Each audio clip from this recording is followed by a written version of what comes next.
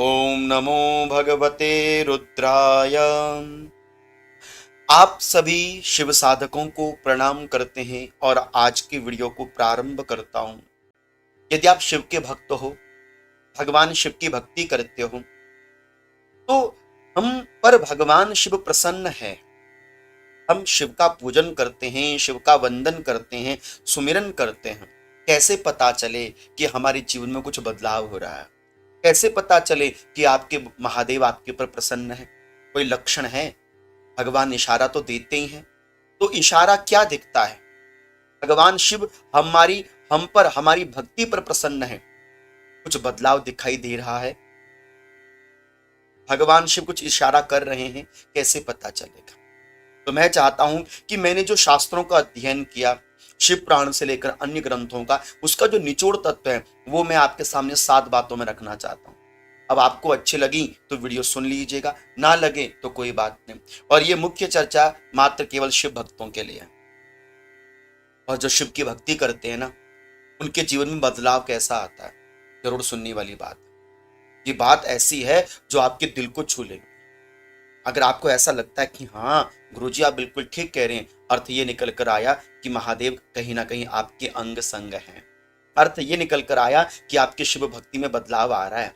अर्थ ये निकल कर आया कि शिव भक्ति ने आपको बदल दिया है। अर्थ यह निकल कर आया कि कहीं ना कहीं महादेव आप पर प्रसन्न है। और जब महादेव प्रसन्न होते हैं, जब शिव की भक्ति हमें मिलती है, तो क्या बदलाव देखने को मिलते हैं? तो सुनिए, पहला बदलाव क्या देखने को मिलता है। पहला बदलाव देखने को यह मिलता है कि जब तक आप भगवान शिव का पूजन नहीं करते, आपका किसी दूसरे काम पे मन नहीं लगता। यदि आपको ये पहला लक्षण दिखाई दे, आपको शिव भक्ति की ये पहली बीमारी दिखाई दे, तो समझ लेना कि भोले बाबा आपसे प्रेम करते हैं और वो आपके निकट हैं और आपकी भक्ति से मेरे महादेव प्रसन्न है। कि पहला क्या लक्षण दिया? बोले कि यदि आपको बिना शिव भक्ति के चैन ना मिले, जब तक आप भगवान शिव का दर्शन ना कर लें, जब तक आप शिव जी पर जल ना चढ़ा दें, तब तक मन को सुकून नहीं मिलता, चैन नहीं मिलता। तो समझ लीजिए कि कहीं ना कहीं महादेव की पहली कृपा तो आपके ऊपर हो गई है। और याद रखना, बड़े स्वभाव से अथवा बड़ी परिश्रम से कहीं जाकर महादेव की भक्ति मिलती है। और यदि ऐसा लक्षण, ऐसा बदलाव आपको अपनी भक्ति में देखने को मिल रहा है, अर्थ ये निकल कर आया कहीं ना कहीं आप मेरे महादेव की दृष्टि में आ गए, उनकी नजर में पड़ गए हैं। और देखो कितनी अच्छी बात है, हमें सारे संसार के काम करने हैं, अच्छी बात है। घर का काम, परिवार का काम, ऑफिस का काम, सारे वर्किंग जितने भी काम हैं हमको वो करने हैं। लेकिन सच मानिए, भगवान से बढ़कर कुछ नहीं है, मेरे बाबा से बढ़कर कुछ नहीं है। जिन्होंने तुम्हें संसार दिया, जिन्होंने तुम्हें परिवार दिया, जिन्होंने तुम्हें जीवन दिया। संसार का एक व्यक्ति तुम्हें पानी का गिलास पिलाता है, उसे तुम धन्यवाद करते हो। मेरे महादेव ने तो अनंत कृपाएं आज से नहीं अनेक जन्मों से करी है। आपका भी दायित्व बनना चाहिए कि बाबा कुछ दे तो नहीं सकते, लेते ही लेते हैं तुमसे, लेकिन इतनी कृपा करो महादेव कि आपके बिना चैन ना मिले, आपको जब तक देख ना लूं इन आंखों को चैन ना मिले, छटपटाहट जीवन में बनी रहे। जैसी मछली बिना पानी के तरसती है, ऐसे ही मैं आपकी भक्ति के बिना तरसता रहता हूं। आपका जब तक दर्शन ना कर लूं महादेव, दिल को सुकून नहीं मिलता, दिल को चैन नहीं मिलता, दिल को आनंद नहीं मिलता। ये जब आपके अंदर ये भक्ति का प्रभाव देखने लगे, तो समझ लेना शिव कृपा होने लग गई है। और मैं ग्रंथ का एक निचोड़ आपको दे रहा हूं, लिखा हुआ है कि वरम प्राणम परित्याग शिरो सोवापि भेदनम नत्वा चाभ्यर्चयम भुंजी यद भगवंतम त्रिलोचनम। शास्त्र कहना है, भक्त कहता है बाबा मैं सिर कटा दूंगा, मैं सिर कटा दूंगा, मैं अपने प्राण त्याग दूंगा, लेकिन जब तक तुम्हारा पूजन, आपका दर्शन ना करूं बाबा, मन को शांति नहीं मिली। भगवान की भक्ति से बढ़कर इस संसार में कोई दूसरा खजाना नहीं। इसलिए कृपया भगवान को आगे रखिए और संसार को पीछे रखिए।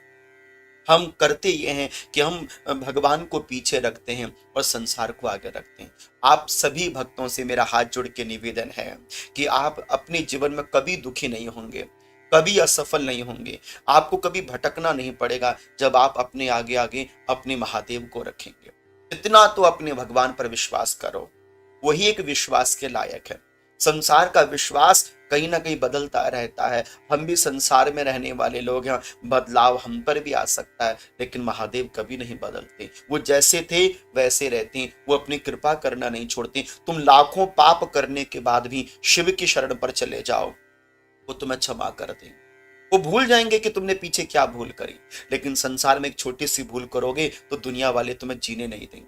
यही अंतर है दुनिया के मालिक में और दुनिया के लोगों में। इसलिए जिसमें ये बदलाव आ गया है कि जब तक मैं शिवजी पर जल ना चढ़ाऊं तब तक वो कोई, हमने माताएं देखी वो चाय नहीं पीती, पानी नहीं पीती, हम कोई काम नहीं, पहले शिव का पूजन करना है, उसके बाद संसार का काम होता रहेगा। हमने बड़े बड़े ऑफिसर्स ऐसे देखे, हमने बड़े बड़े बिजनेसमैन देखे कि जब तक वो शिवजी पर जल ना चढ़ावें, जब तक वो शिवजी पर काले तिल ना चढ़ावें, जब तक वो एक माला जप ना ले शिव नाम की, तब तक उनके दिल को चैन नहीं मिलता। क्यों नहीं कर सकते? इतना समय महादेव ने आपको दिया है, ये समय कीमती है आपके पास। 24-24 घंटा है, संसार को 12-12 घंटे देता हूं, क्या आधा घंटा शिव जी के लिए नहीं है? गरीबी हम धन से आगते हैं, लेकिन हमारा ग्रंथ कहता है गरीबी धन से नहीं आके जाती, गरीबी समय से आके जाती है।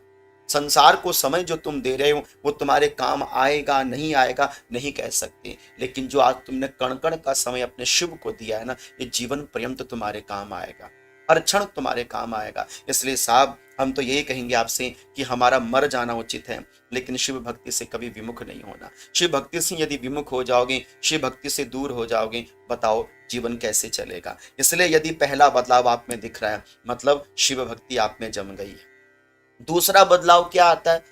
जब शिव कृपा आपके पर होगी तो दूसरा बदलाव ये आएगा कि आपके स्वभाव में परिवर्तन आ जाएगा। अब आप बदलने लग जाओगे। कैसा बदलाव आएगा? देखो शास्त्र क्या कह रहा है, सुनना, बड़ी सुंदर बात है। और यदि ये बदलाव आप में दिख रहे हैं, मतलब महादेव आपकी भक्ति से प्रसन्न है, खुश है वो, जब आपके अंदर ये बदलाव दिखने लगे। पहला बोले शिवे भक्ति क्षमा सत्यम अशेषेन इंद्रिय संयम सर्वभूतेषु मैत्री शिव धर्मस्य लक्षण। आहा, कितनी सुंदर बात करी। जब भगवान शिव अपनी कृपा अपने भक्त पर करते हैं ना, उसके स्वभाव में परिवर्तन ले आते हैं। यदि अब आपको प्रेम जागने लगा है, मान लो शिव कृपा हो रही है, अब आपका स्वभाव बड़ा शांत हो रहा है, शिव कृपा होने लगी है। अभी तक बहुत जल्दबाजी करते थे, अब गंभीरता आ गई है, मान लो कि शिव कृपा हो रही है। अब आप हर एक बात को अपने दिल में नहीं रखते, भूल जाने में भलाई हो जाती है, मान लो शिव कृपा हो रही है। अब आप बात बात में झूठ नहीं बोलने लगे, अर्थात कि यह कि शिव कृपा हो रही है। अब आपको अपनी इंद्रियों पर संयम हो रहा है, मतलब शिव कृपा हो रही है। अब आप चिल्लाना बंद कर चुके हो, मतलब शिव कृपा हो रही है। माँ बाप का सम्मान करने लगे हो, माने शिव कृपा हो रही है। परिवार को आप चाहते हो कि सुख शांति बनी रहे, माने शिव कृपा हो रही है। अब आपका चित्त चैन घर में लगने लगा है, अब आप बेचैन नहीं रहते हैं, मानो शिव कृपा होने लगी है। शांत मन रहता है, मानो शिव कृपा हो रही है। अब तो कोई ऐसा है नहीं कि मतलब कोई जल्दबाजी करनी, जो काम करेंगे बड़ी प्यार से करेंगे और गंभीरता से करेंगे, मानो शिव कृपा होने लगी है। और है ना, सबसे बड़ी बात, निश्चिंत रहते हो। आहा, सबसे बड़ा गुण क्या दिया शास्त्र ने? बोले जो शिव भक्त होता है ना, जब भगवान अपनी कृपा करते हैं महादेव, उनको सबसे बड़ा गुण, वो निश्चिंत रहते हैं। चिंता दीन दयाल को मोह मन अति आनंद। मेरे भगवान को चिंता रहेगी, उसने मुझे संसार में भेजा है। अरे भैया, तू क्यों इतना चिंता करता है, तू क्यों इतना सोचता है? जिस मालिक ने तुझे संसार में भेजा, उसने भी तो तेरे लिए कुछ सोचा होगा। तू इतनी चिंता क्यों करता है, क्यों इतनी टेंशन लेता? अपनी चिंता महादेव को देखो, निश्चिंत रहो। अब आपका मन ना काटने को नहीं आता, निश्चिंत रहते हो। अब बस एक ही शब्द निकलता है, जो करेंगे महादेव करेंगे, महादेव अच्छा करेंगे, जो भी मिलेगा अच्छा मिलेगा। देखो ये प्रभाव आ जाता है, ये बदलाव आ जाते हैं। भक्ति का सबसे बड़ा रंग क्या है कि आप शिव के जैसे होने लग जाते हो, शिव के समांतर होने लग जाते हो। राम और शिव में क्या भेद है? कोई भेद नहीं है, लेकिन राम शिव की भक्ति करते करते शिव की तरह हो गए, और शिव राम का नाम जपते जपते राम की तरह हो गए। इतना इतना अनन्य भाव से अपने इष्ट की उपासना करो कि तुम उनके जैसे बन जाओ, उनके गुण, उनके स्वभाव आपके जीवन में आ जाए। अर्थ निकल के आया कि आपके भक्ति में बदलाव आ गया है और शिव कृपा होने लगी है। ये दूसरा लक्षण हो जाता है। और तीसरा शिव भक्ति का लक्षण क्या है?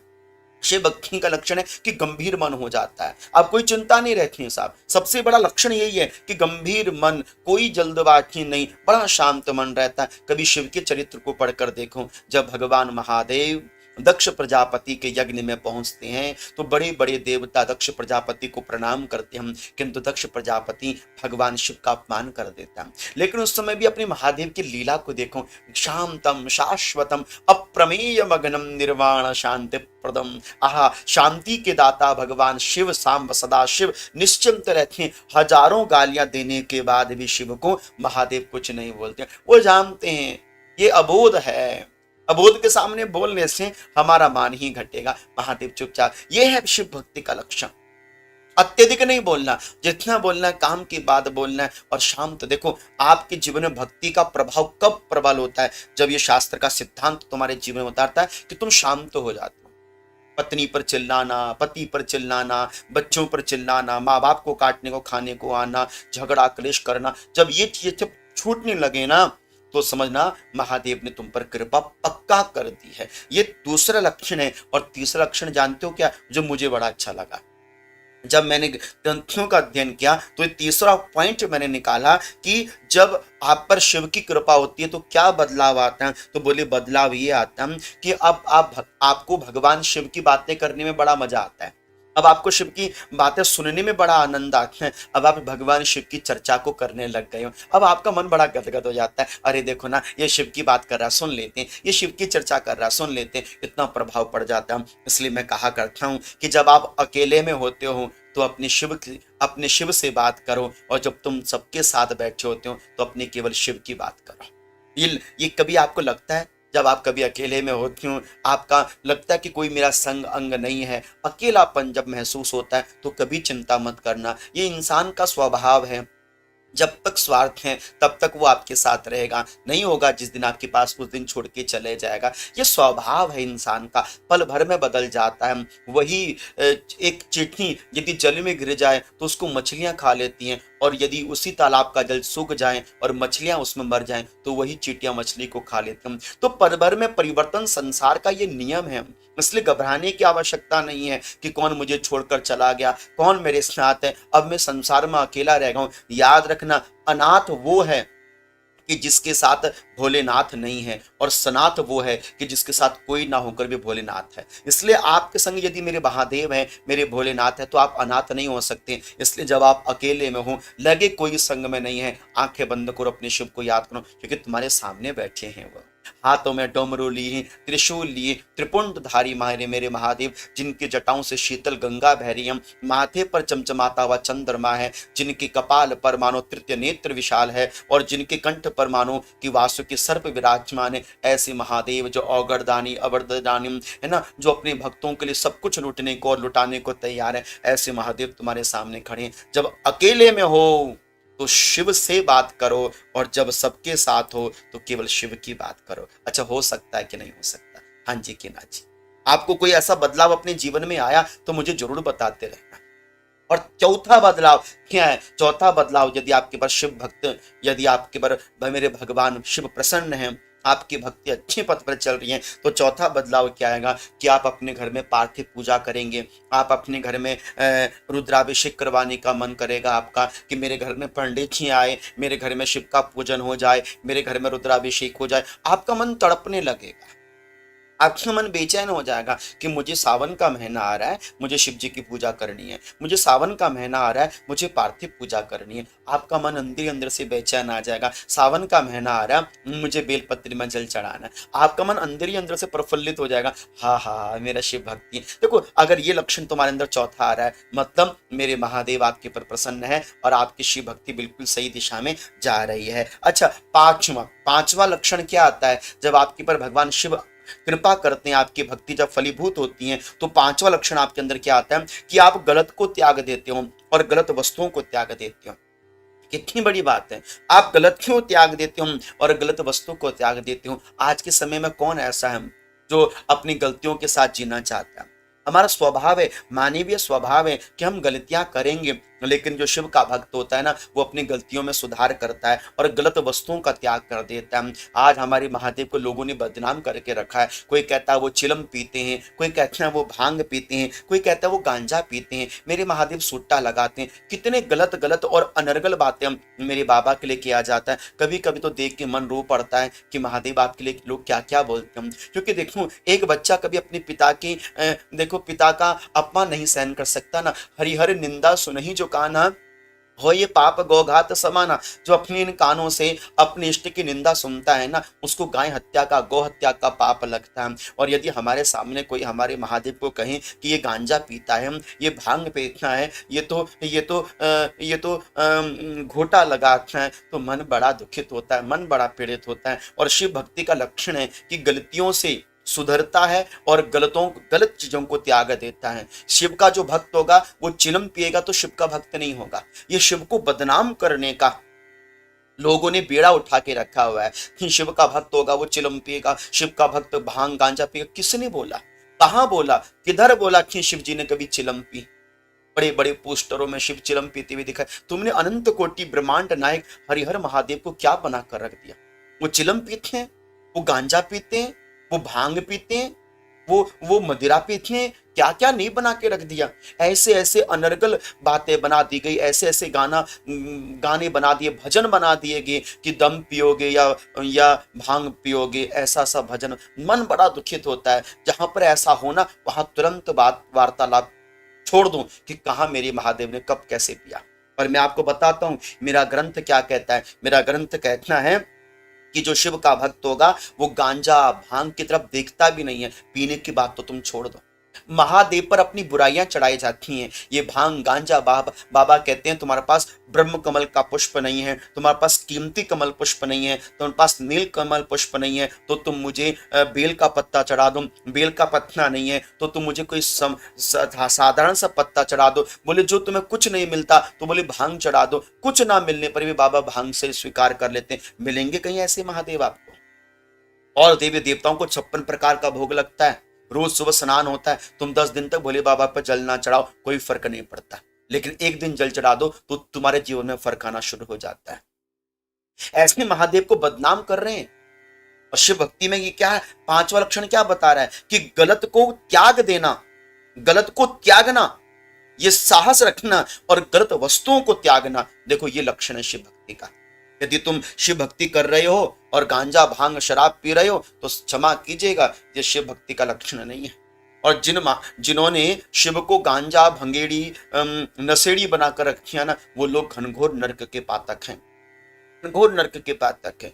भांग के लड्डू खिलाती है ना, भांग के पकौड़े खिला देना, भांग का घोट कहाँ कब चला ऐसा? क्यों बदनाम किया जाता है भोले बाबा को? भोले बाबा ने जहर पिया, जरा जहर पी के दिखाओ ना। भोले बाबा ने गले में सांप टांग के रखा है, केवल 5 मिनट के लिए टांग के दिखाऊं ना। क्यों भोले बाबा को बदनाम कर रहे हो साहब? इसलिए मैं कहना चाहता हूं कि जब आपके अंदर शिव भक्ति प्रवाहित होती है ना, तो आपके अंदर गुण क्या आ जाता है? बोले गलत को त्यागने का दम रखते हो, ये गलत है मैं त्याग दूंगा। और दूसरा बोले गलत वस्तुओं को त्याग देना। और तुम अगर सच्चे शिव के पुजारी हो, ये हाथ जोड़ के गिरीशानंद शास्त्री आपसे भीख मांगता है कि घर के अंदर शराब मदिरा मत लाया करो।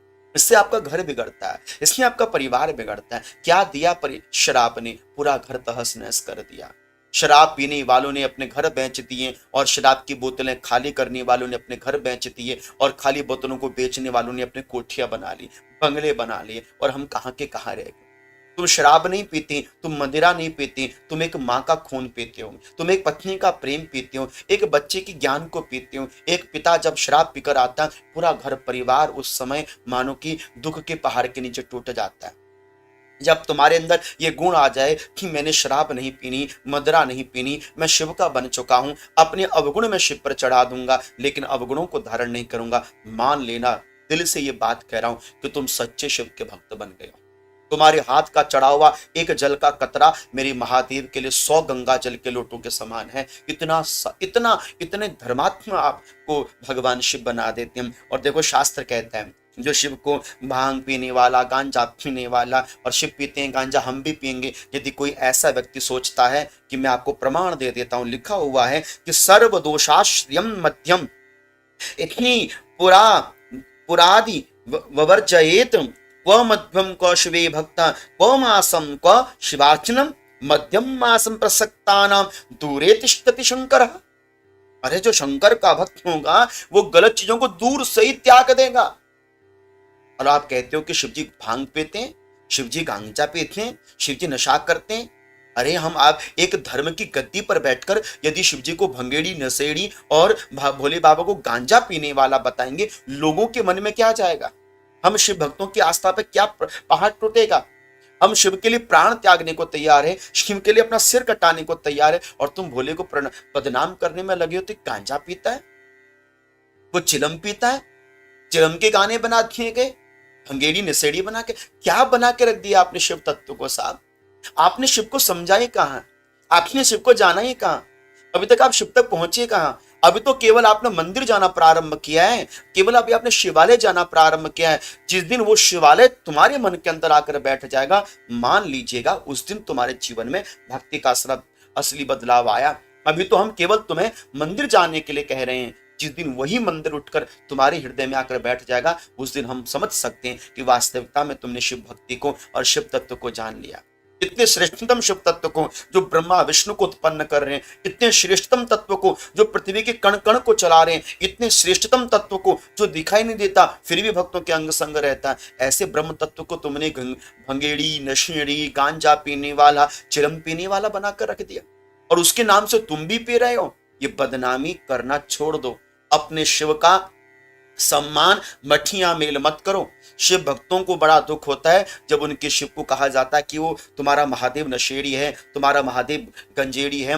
कहाँ लिखा है, किधर लिखा है? भारतीय शास्त्र का प्रमाण मैंने दे दिया कि वो शिव का भक्त हो ही नहीं सकता जो मांस मदिरा और भांग धतूरा खाकर बोले कि हम शिव के पुजारी हैं। शिव तो पीते थे, हम भी पीते हैं। ऐसे लोगों को दूर से त्याग। वो शिव का भक्त नहीं है, वो केवल एक छलावा मात्र कर रहा है। और यदि ऐसा बदलाव आ गया है कि तुम अपनी गलतियों को सुधार रहे हो और गलत चीजों को त्याग रहे हो, तो मैं 100% सिर झुकाकर आपको नमन करता हूं कि आप कौन सी जाति को, मुझे कोई फर्क नहीं पड़ता। केवल आप शिव के हो और शिव तुम्हारे हैं। जाति पाति के बंधनों से बाहर निकलो और शिव की भक्ति में अपने मन को रमाओ। और मैं बार बार ये शब्द कहता हूं, इन शब्दों में ध्यान देना, मर जाना लेकिन शिव की भक्ति नहीं छोड़ना। सारे तीर्थ, सारे धाम, सारे दरवाजे तुम्हारे सामने आकर खुलेंगे यदि तुम शिव की भक्ति करोगे। इस त्रिलोकी में कोई ऐसा नहीं है जो तुम्हारे आगे साष्टांग नहीं होगा, जो शिव की भक्ति करने वाला साधक होगा। ब्रह्मा विष्णु सब तुम्हारे आगे हैं, अब केवल शिव को अपने आगे रखो। ब्रह्मा तुम्हें सर्जन करने की शक्ति देंगे, भगवान विष्णु पालन करने की शक्ति देंगे यदि तुम शिव के पुजारी हो। शिव के पुजारी को ना डरना है, ना डराना है, ना गलत करना है, ना गलत करवाना है। इतने निडर जीवन में बन जाओ कि आपको कोई काल तक का भय नहीं है, क्योंकि आप महाकाल के पुजारी हो। आप अनंत कोटि महादेव के पुजारी हो। तुम शिव के भक्त हो, कोई साधारण नहीं हो सकते। और यहां पर छठवां, यदि तुम शिव की भक्ति कर रहे हो, शिव की उपासना कर रहे हो, तो तुम्हारे अंदर छठवां बदलाव क्या देखने को मिल रहा है? छठवां बदलाव ये देखने को मिल रहा है कि तुम्हारा घर परिवार बच्चे सब शिव की भक्ति से जुड़े हुए। और मैं उन माँ बाप को यहाँ पर हाथ जोड़ के बहुत बहुत आभार प्रकट करना चाहता हूँ, जो माँ बाप मुझे सुन रहे हैं, जिनके बच्चे आज शिव भक्ति में तल्लीन है, जिनका बच्चा शिव नाम ले रहा है, जिनका बच्चा शिवालय जा रहा है। मैं सच मानना, वो माँ बाप सम्मान के पात्र है। तुमने अपने बच्चे को नहीं, तुमने अपने जीवन को संवार लिया। और मैं आपको एक प्रमाण दूं, मेरी माता, शास्त्र कहना है कि समुद्रित्य तथा यन्ते काला नामेक विंशतिम शिव तत्वम यान्ति ते विप्रम धर्मा धर्म विवर्जिता। शास्त्र ने कहा कि जिसके घर में एक संतान हो, कितनी, एक संतान हो, और वो संतान शिव की पुजारी हो अथवा पुजारन हो, बोले वो एक संतान, चाहे बेटियां हो चाहे बेटी हो, यदि आपके घर में एक बेटा है या एक बेटी है, कोई फर्क नहीं पड़ता, कोई फर्क नहीं पड़ता। केवल आपके घर में वो बेटा या बेटी यदि शिव का पुजारी अथवा शिव की पुजारन निकल गई तो क्या करेगी? बोले वो अपनी भक्ति से वो पूरे कुल को तार देगी। और एक कुल को नहीं, यहां पर देख लो लिखा हुआ है कुला नामेक विंशतिम, 21 कुलों का उद्धार कर देगी। आपके बच्चे ने शिवजी पर जल चढ़ाया, 21 कुल तृप्त हो गए। आपके बच्चे ने शिवजी पर बेलपत्र चढ़ाया, आपके 21 पितृ प्रसन्न हो गए। आपके बच्चे ने शिवजी पर काले तिल चढ़ाए, आपके 21 पीढ़ी के पितृ प्रसन्न हो गए। आपके बच्चे ने शिव को अपने गले से लगा लिया, पूरी 21 पीढ़ी आपके बच्चों को अपने गले से लगा। धन्य है, आपके पितृ कहते हैं धन्य है, हमारे घर में एक ऐसा सत्पुत्र पैदा हुआ कि जिसने शिव की भक्ति को पाकर हमको नहीं, हमारे 21 कुलों को तार दिया। ये शिव की भक्ति का लक्षण है। और जिस दिन तुम्हारे घर में ये बदलाव देखने को मिले कि घर का प्रत्येक व्यक्ति शिव भक्ति के रंग में डूबा हुआ है और बच्चा शिवालय में जाकर शिव की पूजा कर रहा है, और धन्यवाद की पात्र है वो माँ कि जिसने अपने बच्चे को पढ़ाई के साथ साथ किताबों के साथ साथ शिव भक्ति का भी ज्ञान दे दिया। उस माँ के चरणों को धोकर जितना पिया जाए उतना कम है साहब, उतना कम है कि जिस माँ ने अपने बच्चे के हाथ में कहा, जा बेटा ये जल का पात्र है, शिव को चढ़ा, जा बेटा शिव जी को फूल चढ़ा, चल बेटा मैं तेरे साथ चलती हूँ। आज तुमने अपने बच्चे को शिवालय पहुंचाया है, आज तुम अपने बच्चे को हाथ पकड़कर शिव के धाम लेकर जा रहे हो। याद रखना एक दिन वही बच्चा बड़ा, और जब तुम बूढ़े हो जाओगे उंगली पकड़कर नहीं, तुम्हारा हाथ पकड़कर तुम्हें शिव के दरवाजे तक लेके गया, लो माँ शिव की पूजा कर। उस दिन तुम्हारा दिल अंदर से रोएगा कि सच में मेरे अपने जीवन में सब कुछ पा लिया। संतान के सुख से बढ़कर माँ बाप को और कौन सा सुख चाहिए। तुम्हारी ये संपत्ति सब धरी की धरी रह जाएंगी यदि तुम्हारी औलाद तुम्हारे काम की नहीं रही। आज माता पिता दोनों कमाने में लगे हैं, संतान की ओर ध्यान नहीं है। और याद रखना जिस दिन तुम्हारी औलादें तुम्हारे हाथ से निकल जाएंगी ना, तुम रो रहे होंगे, तुम तड़पोगे अपने संतान के लिए कि मैंने कहां अपनी औलाद को खो दिया, कहां मेरे से कमी रह गई। तब तुम्हें याद आएगा कि कुछ क्षण यदि मैंने अपने बच्चे के साथ व्यतीत किए होते हैं और उसको शिव भक्ति का मैंने ज्ञान दिया होता, तो आज मेरा बच्चा कभी मेरे हाथों से विमुख नहीं हो। राम भी बना सकती हो, रावण तो बच्चा बन ही जाता है अपने आप। इसलिए वो माँ बाप धन्य है कि जिनका बच्चा शिव की भक्ति करता है। यदि आपका बच्चा शिव की भक्ति नहीं करता है तो मैं कहता हूँ माँ तुमने अपने ही नहीं, तुमने 21 पीढ़ी को तार दिया। लोग तो केवल व्यर्थ की बातें करते हैं कि घर में बेटी हो गई, वो बेटी क्या तारेगी। मैं तो कहता हूँ शिव भक्ति का लक्षण कहता है कि घर में बेटा हो बेटी हो, वो तुम्हारी नजर में बेटी है, तुम्हारी नजर में बेटा है, मेरे महादेव की नजर में तो उनका बच्चा है। बेटी का भेदभाव, बेटे का भेदभाव वो तुम्हारी दृष्टि में है, मेरे बाबा की दृष्टि में नहीं है। तुम्हारी बेटी जल चढ़ाए 21 कुल तृप्त हैं, तुम्हारा बेटा जल चढ़ाए 21 कुल तृप्त है। अब बताओ तुम बेटी और बेटी के झंझट में फंसे पड़े हो, तुम रोते रहते हो कि मुझे महादेव की इतनी भक्ति करने के बाद बेटी मिल गई। अरे भाग्यवान हो तुम कि तुम्हारे घर में बेटी ने जन्म लिया, भाग्यवान हो तुम कि तुम्हारे घर में बेटी का अवतार हुआ है, धन्य भाग्यवान हो तुम, तुम्हारे घर में गौरा माता आई है और तुम मातम मना रहे हो। गौरा माता तुम्हारे घर में आई है और तुम मातम मना रहे हो कि बाबा इतने शिवार्चन पूजने के बाद तुमने मुझे बेटी दे दी, मुझे तुमसे बेटा चाहिए था। याद रखना तुम्हारे शिव से बढ़कर तुम्हें इस संसार में अच्छी तरह से जानने वाला कोई दूसरा पैदा नहीं हुआ है। तुम्हें जो अच्छा लगता है शिव तुम्हें वो नहीं देता, जो तुम्हारे लिए अच्छा होता है शिव तुम्हें वो देता है। यदि तुम्हारे घर में बेटा है तो मान लो कि समझ लेना तुम्हारे सिर पर कर्जा अभी भी जिंदा है तुम्हारे पितरों का, लेकिन जिस दिन तुम्हारे घर में केवल बेटियां हैं तो समझना कि तुम सारे ऋणों से मुक्त होगे, मर भी जाओगे, अब कोई उधार कोई ऋण तुम्हारे सिर के ऊपर नहीं होगा। और तुम्हारी बेटी यदि शिव की पुजारन है, तुम्हारा बेटा यदि शिव का पुजारी है, तो मानना तुम तो तर ही गए और बच्चों ने पूरे कुल को तार दिया। ये लक्षण है। यदि छठवां लक्षण तुम्हारे जीवन में है तो अपने बच्चों से, बस मैं जो माँ बाप मुझे सुन रहे हैं, ये दास गिरीशानंद की छोटी सी बात है कि माँ कोई बात नहीं, तुम्हें समय कम लगता है लेकिन बच्चों से शिव की भक्ति दूर मत करना।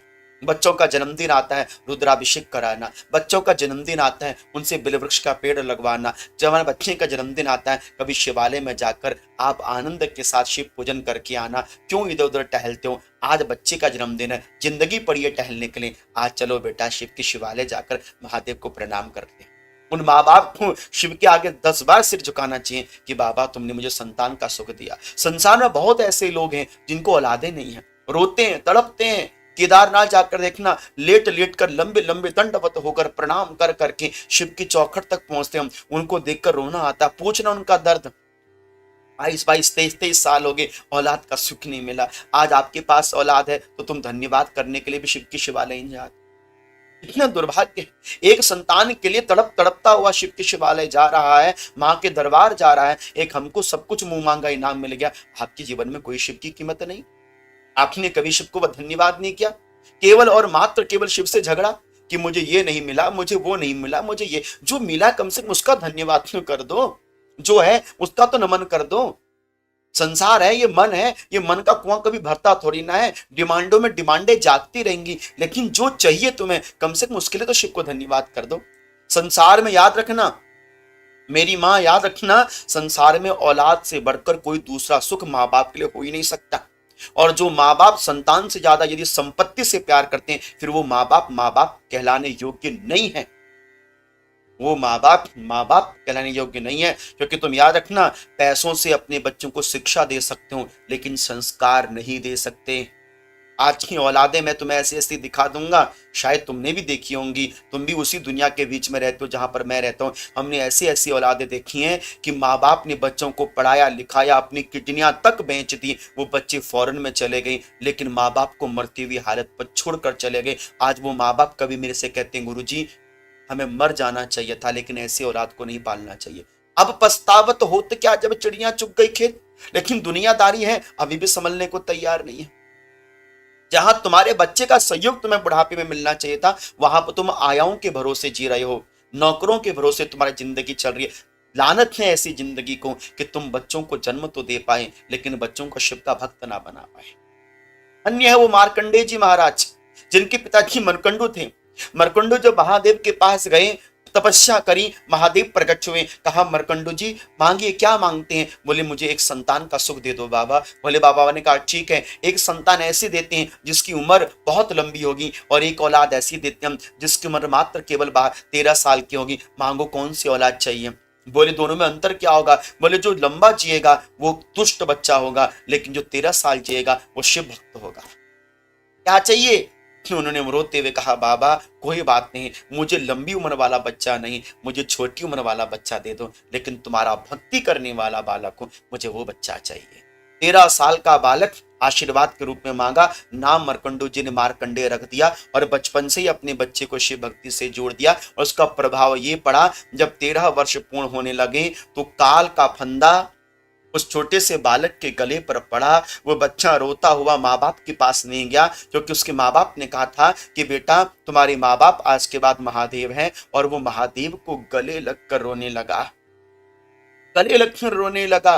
काल मुस्कुराता हंसता है कि अब तुझे बचाने वाला कोई नहीं है। तब वहां पर मार्कंडे जी शिव के लिंग को अपने गले से लगा लेते हैं, और आंखों की एक बूंद जब रोती हुई शिव पर गिरती हैं तो शिव सहन नहीं कर पाते, और शिव पिंडी फटती है तो साक्षात कालों के काल महाकाल वहां प्रकट हो जाते हैं। ये ताकत है शिव भक्ति में। यदि आपका बच्चा शिव भक्ति से जुड़ जाए, क्या नहीं हो सकता, क्या नहीं कर सकते आप।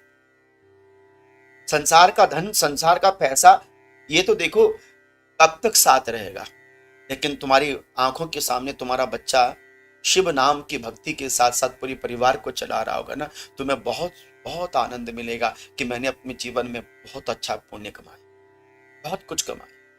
इसलिए ये गुणवत्ताएं महादेव कभी कभी किसी किसी को देते हैं। इसलिए यदि तुम्हारे घर में ये बदलाव आ रहा है कि तुम्हारे साथ पूरा पूरा परिवार शिव की भक्ति में डूबा हुआ है, आपके बच्चे विशेष रूप से यदि शिव का पूजन कर रहे हैं, मैं कहता हूं वो घर किसी शिवलोक से कम नहीं। उस घर के लोगों का दर्शन करके तुम्हें शिव का दर्शन मिल जाए, इतना पुण्य प्राप्त हो जाता है, इतना। ये है लक्षण।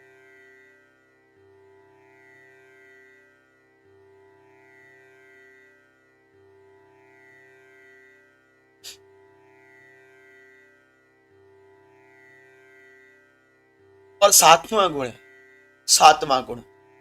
सातवां गुण क्या है? जब आप शिव की भक्ति करते हैं तो सातवां गुण आपके जीवन में यह आता है कि आपके अंदर पहला, जब शिव की भक्ति जागती है ना, तो पहला गुण ये उत्पन्न आपके अंदर हो जाता है कि आप शिवालय जाना नहीं छोड़ते। दूसरा, शिव की सेवा करना नहीं छोड़ते। जरूरी नहीं है कि केवल शिव नाम की माला जपो, तुमसे जो हो सकता है शिव नाम से वो करो, जैसा हो सकता है वो करो। आप शिव जी में जल नहीं चढ़ा सकते, कोई बात, आप शिव जी के मंदिर में झाड़ू लगा के आ जाओ, वो भी नहीं होता, कोई बात नहीं। आप चलते हुए किसी राहगीर को शिव के नाम से जल पिला दो, वो अमृत से कम नहीं होगा। इसने कहा कि आपको गंगोत्री जाकर ही शिव मिलेंगे, आपकी गंगोत्री, आपकी यमुनोत्री, आपका केदारनाथ सब आपके घर पर बैठा हुआ है। आप शिव के नाम की सेवा करो। शिव पर जल नहीं चढ़ा सकते, कोई बात नहीं। किसने कहा कि शिव जी पर जल चढ़ा के शिव मिलते हैं? शिव की सेवा करो, घर में बूढ़ी माँ बाप की सेवा करो, वो किसी शिव से कम नहीं है। तो धन्य है वो बच्चे जो अपनी माँ बाप के लिए मर जाते हैं, धन्य है वो बच्चे जो अपनी माँ बाप के लिए सब कुछ त्याग देते हैं। शिव भी उसके दरवाजे पर आकर सोचते हैं कि ऐसा सत्पुत्र हर किसी को नहीं मिल सकता। आप वो बालक बन के दिखाइए। शिव की सेवा करना माँ बाप की सेवा करने जैसा ही है, और माँ बाप की सेवा करना शिव की सेवा करने जैसा ही है, ठीक है। और दूसरा यदि आपके पर शिव भक्ति का प्रभाव रंग चढ़ रहा है, तो आपके अंदर दूसरा बदलाव ये आएगा कि शिवालय में आप कुछ अच्छी व्यवस्था करके आ जाओगे। आपके धर्मपत्नी यदि शिवालय जाती है ना, तो उसको लगेगा कि शिवालय में ये चीज की कमी है, कहेगी आपसे कि स्वामी सुनो, शिवालय में गई थी, मुझे ये चीज की कमी लगी है, क्या आप ये कर सकते हो? और कभी मना मत करना। मैं कहता हूं धन्य है वो पति कि जिसको धर्म रूपी पत्नी मिली है। तो शिवालय जाती है, आपका पैसा गलत जगह नहीं लगा रही है, शिवालय में लगा रही है। तुम्हारी पीढ़ियां की पीढ़ियां संवर जाएंगी यदि आप अपनी धर्म पत्नी के कहने पर यदि शिवालय में कोई अच्छी व्यवस्था करा दो।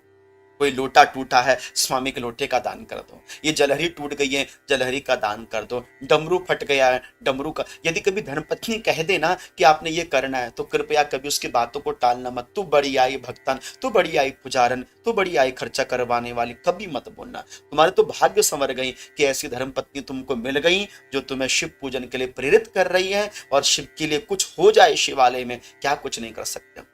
तुमने कितनी अपने लिए कपड़े खरीदे, महंगे से महंगे टी शर्ट्स खरीदी, महंगे से महंगे शौक तुमने पाल लिए, लेकिन शिव जी के मंदिर में एक डमरू देने में, शिव जी के मंदिर में एक तांबे का लोटा देने में हमारा कलेजा कांपता है। शुक्र मनाओ, धन्यवाद करो कि महादेव तुमने हमने ऐसी पत्नी दी है जो पत्नी हमें भी शिव भक्ति से जोड़ती है और स्वयं भी शिव भक्ति से जुड़ी हम। तुम्हारा भाग्य सुधर गया, हम तो इस लायक नहीं थे, लेकिन धर्म पत्नी आपने ऐसे दे दी कि जो हमें भगवान शिव से कभी अलग नहीं होने देती। और कभी तुम्हारी धर्म पत्नी तुमसे कहे कि तुमने शिव जी के मंदिर में, शिवालय में ये दान करना, ये पुण्य करना, मैं कहता हूं कि धन्यवाद करना महादेव का कि बाबा मेरा घर तो आपने किसी साक्षात लक्ष्मी से आपने मेरे घर को भर दिया है। क्या रखना तुलसीदास जी के पास, एक धर्म पत्नी के कहने पर आज गोस्वामी तुलसीदास कहलाए। चक्रमणि चक्र चूड़ामणि शिरोमणि, ऐसे गोस्वामी तुलसीदास। धर्म पत्नी का कभी अपमान। और हाँ, कभी हो जाए तो शिवालय का निर्माण करवा देना, आपकी कुल के कुल संवर जाएंगे। जिनके कुलों में पितृदोष हैं, जो पितृदोष के लिए दुनिया भर के उपाय करके थक चुके हैं, कुछ नहीं हो रहा, मैं तो कहता हूं आपके पास कभी जगह बनती है तो उस जगह में आप शिवालय का निर्माण कराओ। आपके पूर्वजों ने कोई जगह दी है, उसको बेचने से अच्छा उसमें एक ऐसा मंदिर का निर्माण करा दो जो जुगों जुगों तक आप याद रहे। और याद रखिएगा, आप जो जल का लोटा शिवालय में देते हो ना, दिया आपने था, चढ़ा कोई और रहा है, फल आप तक पहुंच रहा है। आपने शिवालय का निर्माण कराया, आपने शिवलिंग की स्थापना करवाई, जल कोई और चढ़ा रहा है, लेकिन तृप्त आपके पितृ भी हो रहे हैं। इतना प्रभाव मिलता है। और देखो, मेरे तो आंखों में पड़कर आंसू आ गए।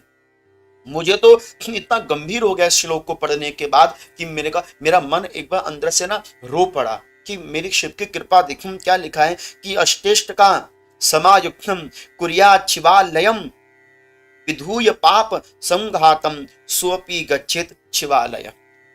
पढ़कर ऐसा दिल मन गदगद हो गया कि किसी भक्त ने पूछा, बाबा तुम्हारा शिवालय बनाना हो तो क्या करना पड़ेगा? बाबा बोलते हैं केवल 8 ईंटें लगाकर उसके नीचे छोटा सा शिवलिंग रख दो, बेटा मेरा शिवालय बन गया। ये देखो शिव की सहजता, देखो शिव की सरलता।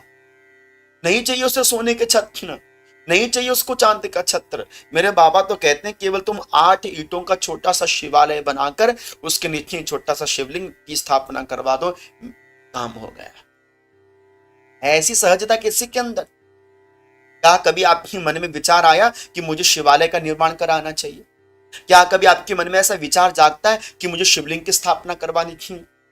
यदि आपको लगता है कि हमारे पास जगह नहीं है, शिवालय की स्थापना नहीं कर सकते, तो जहां शिव मंदिर का निर्माण होता है वहां जाओ और अपनी ओर से कुछ ईंटा दे दो, अपनी ओर से रेता दे दो, अपनी ओर से बालू का दे दो, अपनी ओर से सरिया दे दो, अपनी ओर से कुछ भी शिवालय में हो दान पुण्य कर दो। क्या जा रहा है मेरा, तेरा तुझको अर्पण क्या लागे मेरा। शास्त्र कहता है कि अपने ही खेत पर शिवालय बनवाना चाहिए, और नहीं है तुम्हारे पास इतना सामर्थ्य तो आप कहीं शिवालय निर्माण हो रहा हो तो वहां पर अपनी व्यवस्थाओं को दे दो। चमक जाएंगे तुम्हारे 7 पीढ़ियों का, कहीं नहीं भटकना पड़ेगा आपको। आज तुम अपने जीवन में जो 2 वक्त की रोटी खा रहे हो ना, अभिमान मत करना, क्योंकि इस 2 वक्त की रोटी के पीछे तुम्हारे पितरों ने 2-2 पीढ़ी तक का तप किया होता है। तुम्हें लगता है कि मैं कमा रहा हूं, मैं खा रहा हूं, ये अभिमान में कभी मत जीना। ये अभिमान कभी भी शून्य होकर नीचे गिर सकता है। अभिमान के बादलों में जो उड़ता है ना, एक न एक दिन पृथ्वी पर उसको गिरना पड़ता है। इसलिए याद रखना, तुम करने वाली नहीं हो। आज तुमको 2 वक्त की रोटी मिल रही है, इसके लिए तुम्हारी 2 पीढ़ी की पीढ़ियों ने अपने जीवन को शिव भक्ति में खपाया है। आप कौन होते हैं 2 वक्त की रोटी को कमाने वाला? क्या है हमारे अंदर इतना साहस? क्या कर सकते हैं हम इतना? केवल गर्भ के बादलों में हम लोग उड़ रहे हैं कि हमने ये कर दिया, हमने वो कर दिया। हमारी तो कोई हैसियत नहीं है कि हम कुछ कर सकें। ये तो शिव की महिमा है और हमारे पितरों का परिश्रम है कि आज हमें कुछ मिला हुआ है। पितरों की संपत्ति खा रहे हैं, पितरों के घरों में बैठे हुए हैं, पितरों का आना पानी दाना खा रहे हैं, फिर कहते हैं कि मैंने ये कर दिया, फिर मैंने वो कर दिया। उस दिन आपने अपने जीवन में श्रेष्ठतम काम किया या करेंगे जिस दिन आपने शिवालय का निर्माण करवाया, या जिस दिन आपने शिवलिंग की स्थापना करवाई, या जिस दिन आपने जहां शिव का निर्माण हो रहा हो शिवालय का वहां पर अपना योगदान। ये है शिव भक्ति के लक्षण। और जिस दिन तुम्हारे अंदर ये लक्षण जगने लगे, मैं आपको वचन देता हूं कि आपकी कुल पीढ़ी में कोई भी अपंग अपाहिज उत्पन्न नहीं होगा। जिसके घर में जो व्यक्ति नित्य शिवालय में दीपदान करता है, मैं आपको निचोड़ बता दूं, अब जो व्यक्ति नित्य शिवालय में दीपदान करता है सुबह शाम, उसके घर में कभी कोई अंधा उत्पन्न नहीं होता। जिसके घर से नित्य शिवलिंग पर जल चढ़ता है, उसके पितृ कभी अतृप्त नहीं होते। क्योंकि पितरों को तुम्हारा सोना चांदी हीरा मोती नहीं चाहिए, तुम्हारे पितरों को केवल जल चाहिए। इसलिए तर्पण में जल दिया जाता है। और यदि तुम शिव जी पर नित्य जल चढ़ा रहे हो तो तुम्हारे कुल के कुल पितृ प्रसन्न तृप्त हो जाते हैं। यदि तुम शिवालय में जाकर पुष्प अर्पण कर रहे हो तो आपके घर में कभी कलेश का वातावरण नहीं बनेगा। और तुम शिवालय में जाकर साफ सफाई कर रहे हो, पोंछा झाड़ू लगा रहे हो, शिव भक्ति में तत्पर हो, सच मानिए आपके घर में कंकण तक आपके पैरों में शिव चुभने नहीं देंगे। सदा शिव सहाय, भगवान शिव सदा सहायक रहेंगे। और मुझे भरोसा ही नहीं, मुझे पूरी की पूरी उम्मीद है, पूरा समर्पण भाव से कह सकता हूं कि आज जो वीडियो ये मैंने बड़े दिल से बनाई है, बड़ी गंभीरता से बनाई है। इन शब्दों पर आप ना इस वीडियो को 2-3 बार सुनना, प्लीज इस वीडियो को 2-3 बार सुनना, और अच्छी लगे तो आगे शिव भक्तों को शेयर करना। और एक छोटा सा निवेदन करना चाहता हूं, अगर मुझे दक्षिणा दे सको तो ये दक्षिणा दे देना कि कृपया अपनी शिव की निंदा कभी मत सुनना, अपना शिव का कभी अपमान मत सुनना। तुम्हारा शिव को जो गलत कहे ना, उसे समझाने का प्रयास करना। क्योंकि शिव का भक्त तो भोला भी है तो संग में भाला भी है, इसलिए शिव का नाम भोला और भाला है। हम शिव के भक्त भोले होते हैं, लेकिन छेड़ोगे तो भाला बनने में भी देर नहीं करते। हम किसी देवता का अपमान नहीं करते, क्योंकि मेरी शिव भक्ति ने हमें कभी सिखाया नहीं कि तुम किसी दूसरे देवता का अपमान करो। मेरे शिवालय में सब देवताओं का सम्मान होता है, और शिवालय एक ऐसा रहता है जहां सब देवता वास करते हैं। लेकिन आज दुर्भाग्य है कि तुम कृष्ण के मंदिर बनाते हो, लेकिन कृष्ण के मंदिर में तुमने शिवालय दूर कहीं कर दिया, कहीं शिवालय ही नहीं है। कितना दुख की बात है। आज का व्यक्ति जब दुखी होता है ना, वो शिवालय जाता है। आज का व्यक्ति जब हताश निराश होता है ना, तो वो शिवालय जाता है। जब आज का व्यक्ति कहीं टूट जाता है ना, वो शिव का नामस्मरण करता है। जब कोई इंसान जिंदगी और मौत के बीच में जूझ रहा होता है ना, और डॉक्टर से कहते हैं डॉक्टर साहब खूब पैसा लगा दो, मेरे पास खूब संपत्ति है, लेकिन इसको बचा दो, तो डॉक्टर कहता हम तो केवल काम कर सकते हैं, तुम्हें भरोसा तो भगवान पर करना पड़ेगा। उस समय वो व्यक्ति रोता हुआ शिव के द्वार पर गिड़गिड़ाता है। जब अंतिम समय में डॉक्टर ने भी यही कहना है कि हम तो केवल अपना काम कर सकते हैं, बाकी तो विश्वास भगवान पर करो, तो अभी से तुम भगवानी भवानी शंकरो वंदे श्रद्धा विश्वास रूपिणो, उस विश्वास रूपी शिव का पूजन क्यों नहीं करते? हम लोग तो प्रतीक्षा करते हैं जब मुसीबत आएगी तब पूजा करेंगे। तुम शिव का पूजन करो, मुसीबत आएगी ही नहीं। तुम शिव का पूजन करो, अलाएं बलाएं आएंगी नहीं। तुम तो निमंत्रण देते हो दुख को कि बेटा दुख तो जीवन में आ, तब हम शिवालय में जाके शिव जी पर जल चढ़ाएंगे। अरे तुम रोज जल चढ़ाओ, दुख को भी खेद हो जाए, दुख को भी खेद हो जाए कि यार मैं किसको दुखी करने के लिए चला था। ये तो रुद्रम दुखम द्राव्यति नाशयति, इतनी रुद्र, रुद्र कौन है? जो दुखों का नाश कर दे। और जो ओम नमो भगवते रुद्राय का जप कर रहा है, क्या दुख उसको रुला सकता है? याद रखिएगा, शिव की भक्ति करने से तुम सुखी हो जाओगे, मैं ये गारंटी नहीं दूंगा, लेकिन शिव की भक्ति से तुम दुखों से लड़ सकते हो, ये मैं आपको भरोसा दे सकता हूं। तुम कहोगे शिव की भक्ति करने के बाद दुख क्यों है? नहीं, क्योंकि जो शिव का उपासक होगा उसको हर एक क्षण परीक्षा देनी पड़ेगी, जो कि सुख और दुख आपके जीवन के दो संगी साथी हैं, इनके साथ तो तुमको जूझना पड़ेगा। तुम शिव जी पर जल चढ़ाते हो, उसका अर्थ ये नहीं कि तुमने शिव को खरीद लिया। तुम शिव जी पर फूल पत्तियां चढ़ाते हो, ये नहीं कि तुमने शिव को खरीद लिया। लेकिन हाँ, इतना जरूर है कि तुम्हारे जीवन में दुख आएगा, लेकिन वो तुम्हें तोड़ नहीं पाएगा, तुम्हें टूटने नहीं देगा।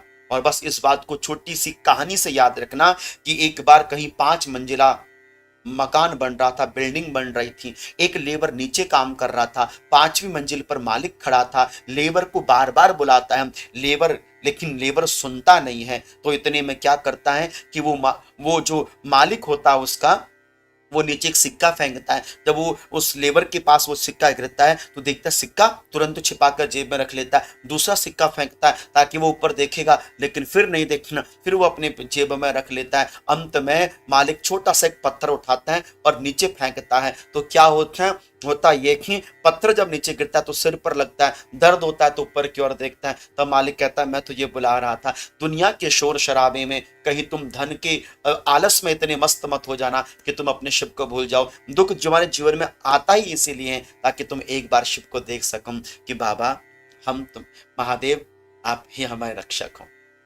बाबा आप ही हमारे जीवन के प्राणाधार हो, रक्षा करते रहना। दुख आएगा लेकिन देखो आपको रुला नहीं पाए। यह है शिव भक्ति के पूर्ण लक्षण। यदि इसमें से कोई भी एक लक्षण आपके अंदर है, शिव नाम की कोई बीमारी तुमको लग गई है, तो सच मानो कि तुमने शिव की भक्ति को पा लिया, जीते जी पा लिया। और एक छोटा सा निवेदन है, अपनी भक्ति का कभी प्रदर्शन नहीं करना, अपनी भक्ति किसी को दिखाना मत, अपनी भक्ति को जग जाहिर मत करना। भगवान की भक्ति छिपाने का काम है, दिखाने का काम नहीं। काशी के राजा थे काशी नरेश, उनकी पत्नी बड़ी परेशान रहती थी कि मेरे पति शिव का नाम नहीं लेते और काशी की भूमि में रहते, बड़ा दुखी रहते थे, बड़ा परेशान रहते। एक दिन हुआ ये कि उनके जो पति थे काशी नरेश, वो रात रात को शिव शिव शिव शिव शिव रटने लगे, महादेव महादेव बोले। इतने में पत्नी की नींद खुली तो सुबह के समय वो सबको ना भंडारा बंटवा रही थी।